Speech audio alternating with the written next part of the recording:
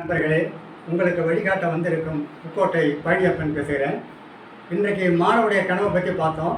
இன்றைக்கி மாணவர்கள் கனவுகளில் இன்றைக்கி பார்க்க வேண்டிய தலைப்பு பிஎஸ்சி அக்ரி, அதாவது வேளாண்மை பற்றி இன்றைக்கி பார்க்க போகிறோம்.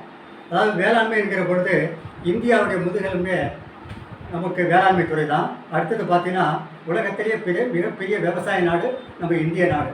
இந்த விவசாயத்திலேருந்து பார்த்திங்கன்னா கிட்டத்தட்ட 60% வேலைவாய்ப்புக்கான தொழில் அது வழங்கக்கூடிய துறையாக இருக்கிறது.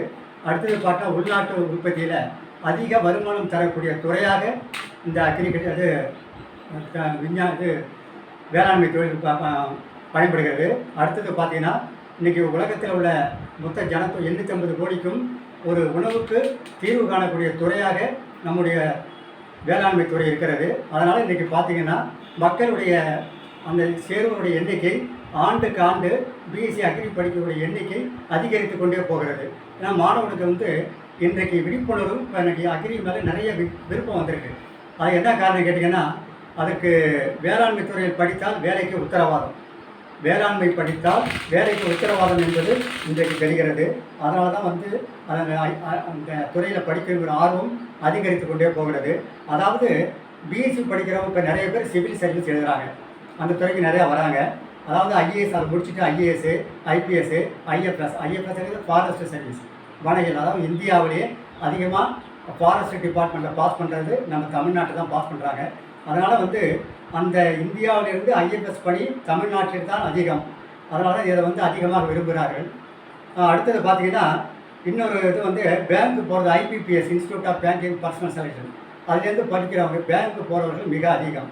அதனால தான் இந்த படிப்பிற்கு மாணவர்கள் விரும்பக்கூடிய காரணமாக இருக்கிறது. அதாவது முன்னாள் தலைமைச் செயலாளர் இறையன்பு அவர்களும் காவல்துறை தலைவர் சி ஹரிஹரபத்ர பாபு ஐபிஎஸ் அதிகாரிகளும் அக்ரி படிச்சுட்டு தான் அந்த துறைக்கு வந்தாங்க.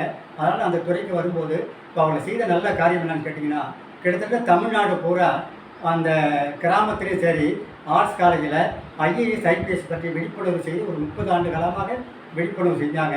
அந்த விழிப்புணர்வு செஞ்சத்தினுடைய பலன்தான் இன்றைக்கி தமிழ்நாட்டில் எல்லாரும் அக்ரி படிப்பதற்கு ஆசைப்படுறார் என்று கேட்டால் அதற்கு காரணம் நம்முடைய இறையன்பு அவர்களும் சைலேந்திர பப்பா அவர்கள் தான். ஆனால் மூளை முழுக்க எங்கே பார்த்தாலும் இந்த எல்லாரும் எழுதணும், பிஎஸ்சி எழுதணும், பிஎஸ்சி முடிச்சுட்டு ஐஏஎஸ் சிவில் சர்வீஸ் எழுதுவதற்கு தயாராக இருக்கிறார்கள். அதற்கு முழு காரணமும் நம்முடைய தலைமைச் செயலாளர் அவர்களும் இறையன்பு அவர்களும் சைலேந்திர பாபுகள் தான் காரணம்.